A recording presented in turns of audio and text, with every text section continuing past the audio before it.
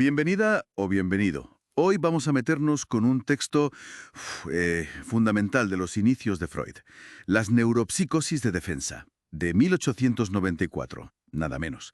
La fuente es el ensayo mismo, claro. Y la idea es ver cómo explicaba Freud eso de la defensa tan al principio y qué era su hipótesis auxiliar. Vamos a ver cómo lo montó. Exacto. Es un texto clave porque ahí Freud empieza, digamos, a pensar cómo la psique se las arregla con ideas, bueno, con representaciones que le resultan conflictivas o dolorosas. Vale. Él habla de representaciones inconciliables. ¿Qué son exactamente? ¿Ideas? ¿Recuerdos? Pues sí, son ideas, a veces recuerdos, vivencias. Freud veía mucho contenido sexual en sus casos, claro, que chocan frontalmente con el yo, con la idea que uno tiene de sí mismo, con sus valores, ¿sabes? Entiendo. Y ese choque genera, pues, un malestar, una angustia fuerte. Eso es un afecto muy tenoso, dice él. Algo que el yo, bueno, no puede soportar y tiene que hacer algo. Y ahí entra la defensa.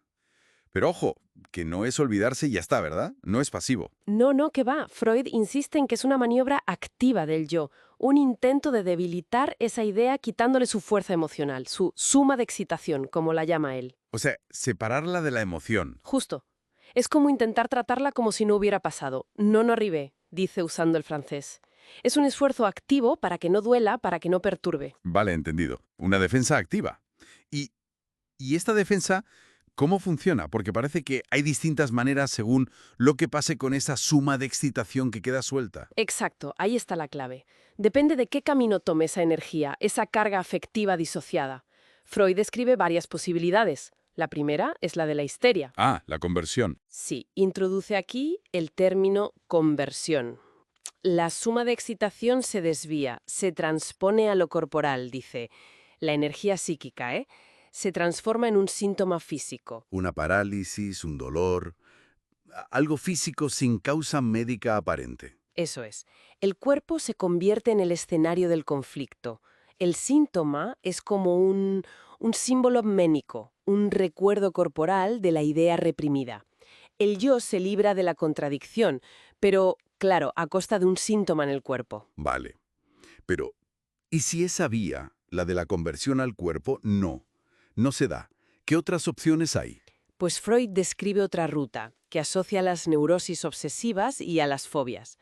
Aquí la carga emocional, el afecto, no va al cuerpo, sino que se queda en lo psíquico. Se queda en la mente, pero ¿qué hace? Se desplaza.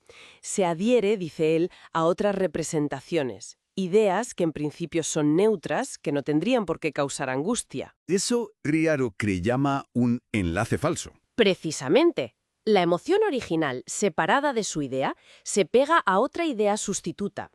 Y por eso surgen obsesiones, ideas fijas y angustiantes o fobias, miedos que parecen absurdos o desproporcionados. Claro, porque la emoción no corresponde a la idea a la que está pegada. Exacto, el miedo terrible a, no sé, a la suciedad o la idea constante de que algo malo va a pasar. Freud diría que esa angustia viene de otro lado de la idea original reprimida, a menudo sexual, que se ha enlazado falsamente. Menciona un caso de fobia a orinar ligada a ideas eróticas reprimidas, por ejemplo. Entendido. Histeria, obsesiones, fobias. Y creo que había una tercera vía, ¿no? Algo más. Drástico. Sí, la que relaciona con la psicosis. Aquí la defensa es, digamos, mucho más radical. El yo no solo rechaza la representación insoportable y su afecto asociado, ¿Qué más rechaza? rechaza también el trozo de realidad al que esa representación estaba vinculada. Usa un término fuerte en alemán, Verwerfung, que significa desestimar, repudiar, casi como abolir. Ostras. Es como si para la persona eso nunca hubiera pasado, ¿no? Borrar un trozo de realidad. Efectivamente. Supone una ruptura más seria con la realidad externa compartida. La persona, dice Freud, puede refugiarse en la psicosis, a menudo en una confusión alucinatoria. Una alucinación que tapa el agujero. Algo así, donde la realidad insoportable es reemplazada por una construcción nueva, a veces una alucinación que niega lo ocurrido. Pone el ejemplo de una chica que, tras ser abandonada, alucina que su amado vuelve y vive como si estuviera allí. Impresionante. Vale, tenemos las tres vías. Conversión, enlace falso y repudio de la realidad. Pero, a ver, Esta idea de que la suma de excitación se mueve, se transforma, se pega, suena un poco a, ¿cómo decirlo?, a física de fluidos casi. ¿Cómo lo explica él? Buena pregunta. Es que para poder explicar estos movimientos, estos destinos de la energía, Freud necesita un concepto. Y lo introduce aquí como una hipótesis auxiliar. ¿Una hipótesis auxiliar? Sí, él mismo la llama así.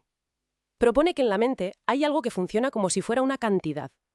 Algo que pueda aumentar, disminuir, moverse de una idea a otra, descargarse. Lo llama monto de afecto o suma de excitación. Ah, vale. Una especie de energía psíquica, cuantificable al menos en teoría. Conceptualmente, sí. Él admite que no se puede medir con un aparato, claro. Pero necesita esta idea, esta hipótesis, para que su modelo de la defensa funcione. Para explicar cómo la emoción se separa de A y se junta con B, o cómo se transforma en un síntoma corporal. La compara incluso con una carga eléctrica moviéndose por las neuronas o las huellas de memoria. Entiendo. Es una herramienta conceptual para poder hablar de esos procesos dinámicos. Exacto. Sin esa hipótesis de una cantidad móvil, le sería difícil explicar la conversión o el enlace falso. Entonces, resumiendo mucho, este texto del 94 ya nos presenta a la defensa no como un fallo, sino como una operación activa de la psique para lidiar con ideas que nos resultan intolerables. Eso es. Y con distintas manifestaciones. O va al cuerpo, histeria, o se desplaza a otra idea, obsesiones, fobias, o implica un rechazo más profundo de la realidad, psicosis. Y todo esto se sostiene sobre esa hipótesis auxiliar de una energía psíquica que se mueve. Una idea que, va a ser absolutamente central en todo lo que Freud desarrollará después. Es la base de su visión económica del psiquismo. Y nos deja ahí la pregunta flotando, ¿no? Después de más de 120 años, con lo que sabemos hoy de neurociencia, de cómo gestionamos el estrés, ¿qué queda de esta visión tan energética de la defensa? ¿Cómo resuena hoy? Interesante para seguir dándole vueltas.